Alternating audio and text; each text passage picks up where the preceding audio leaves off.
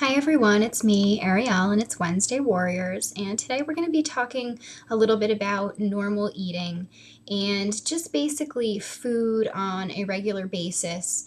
We tend to, on this channel, delve into issues about emotions and the mental health side of eating disorders, all which are very legitimate. But there's a physical aspect as well, as we all know, to recovery, to everyday life. And I'm talking about food, obviously, because you can't live without food. You need to eat it, and therein lies the problem. If I wanted to give you a picture of normal eating, I could tell you what I eat on a regular basis daily, but I don't want you to compare yourself to me because the way I eat may not, one, be right for you, and two, may make you feel like you are eating too little or too much, and that's not really what I'm here to do. So rather than give you sort of my meal plan, which I don't follow a meal plan, but I'm just calling it my meal plan, I just want to read you something that I had posted on my blog probably 3 years ago or close to 3 years ago. It's something that I called Fighting, Facing, and Finally Embracing Food. That was the title of the post. And I really like to talk off the cuff, but I do want to read you this just because it had my thoughts in a nutshell so well. Let me take a moment here to talk about food. Yes, that's right, food. In the wild ride that is life, some of us seek to find control in food. We use it to make ourselves feel better or worse. We restrict, we binge, we purge, we deprive, we use. Why food? Well, that's the question, isn't it?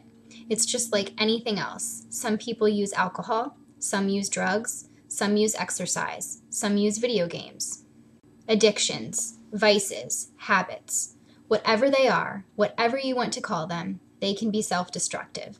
It takes time, patience, effort, and desire, but we can learn to coexist with the very things that make us crazy or take us on a downward spiral into pain and emptiness. There were times in my life I fasted for days, consuming nothing but water or Diet Coke. There were days when I'd allow myself a mere granola bar to get my body moving for an entire morning, afternoon, and evening. I had moments of ravenous hunger where I'd eat a salad or a bowl of soup with such ferocity that I was afraid people would notice. Sometimes, as I went between wanting to recover and wanting to wallow in my disease, I'd eat one meal a day, dinner, which was not nearly enough to satisfy my deprived body and mind. I remember summers of living on rice cakes at night after a 12-hour day of work. I did not have a good relationship with food. When I taught at the Boys and Girls Club and supervised the kids at lunchtime, I would eat my packed lunch with a dedication I'd never experienced before, and it was rough, because I didn't want to set a bad example for the little girls who were sitting there with me. I wanted to be good and real and helpful. I ate for them. I remember pretending to go out for food on my dinner break when I worked at the mall and coming back with just a Sprite.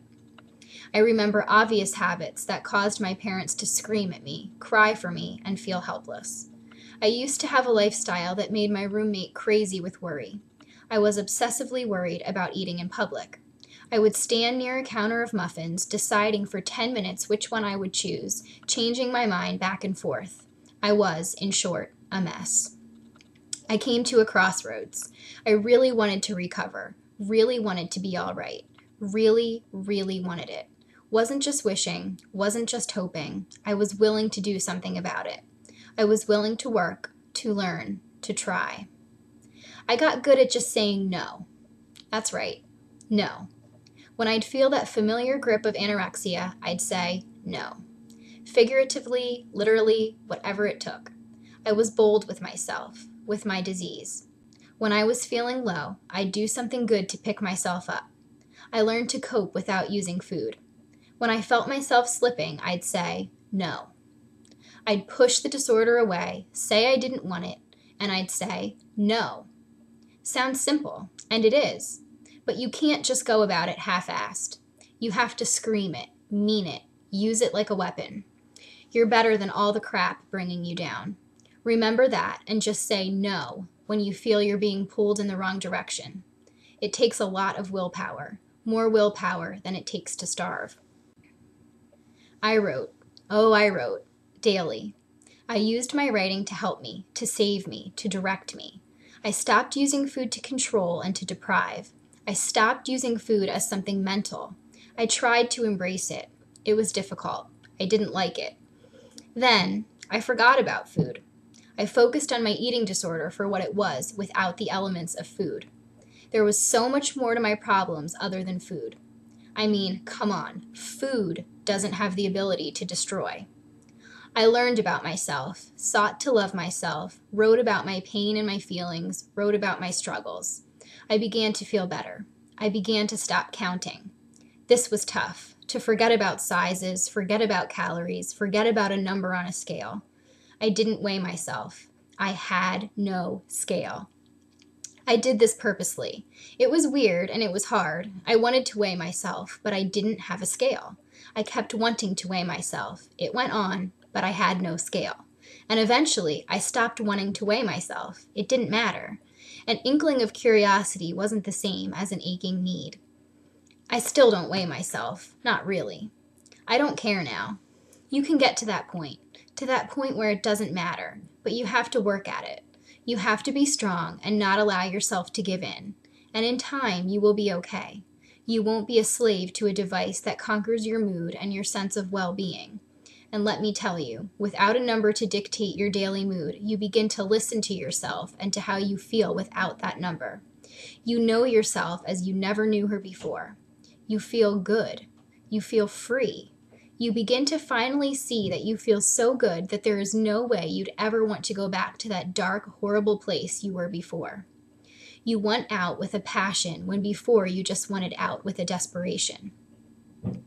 I was eating, and I was trying not to think about it much. It was necessary, but not enjoyable. I was okay with it as long as I didn't think on it too long. I had moments of worry and panic, moments of stress and distaste, but I got through. I just plodded through. Food and I were still not friends, but we were no longer enemies. I trudged on, doing well, but worrying that I might relapse into old ways. I gained weight, but instead of being horrified by the way I looked, I appreciated the curves that were slowly showing themselves. The mirror was, strangely I thought, more of a friend to me when I had put on some pounds than it was when I was sickly thin and longing to be thinner. I felt good, so I looked good. I was learning to love my body. It was fascinating, liberating, and astounding. I felt like a different person. I surrounded myself with the right people. I tried to stop worrying about what others would think. This was a big one. I still have to remind myself not to concern myself with what others think. It's not easy, but it's possible. If I couldn't stop myself from worrying what they might think, I tried at least not to spend too much time on it. As I grew to be happy with myself as a person and as a woman, I found that I was content to cook food and eat it. More than that, I enjoyed cooking, and I enjoyed eating what I'd taken the time to make.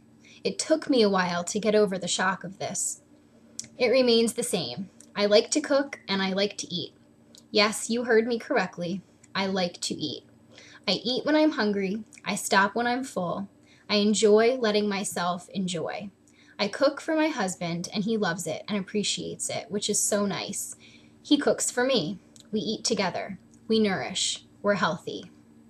So, how can a girl/woman who suffered from anorexia and had such an unbearable relationship with food come to love it and live with it? Well, I just told you. And that is from almost 3 years ago. I just looked at the date of the post. So, even since then, I've obviously been living a normal life, whatever normal is, but I don't think about what I eat. I really don't. And I shock people all the time. And, if I talk about the things that I eat or I talk about how it doesn't faze me anymore, it just astounds people. And, I don't want to so much be shocking as I want to be face to possibility. I want people to realize, hey, if I was somebody who never could imagine that I would be here, and here I am, then, that's just proof that you can do it too. I am going to post some links to healthy meal plans, and they're not tailored to you. So you have to remember that I'm posting these as a guide to help you, to give you an idea of what normal eating is really like if you can't really figure out what that is on your own. But I want you to know that if you would go to a dietitian, a nutritionist, someone like that, they're going to tailor a meal plan to you and to your needs. What I'm showing you are just guidelines to basically help with what normal eating really is. So I want to make that really clear. I hope you have a great week, and I will see you next time.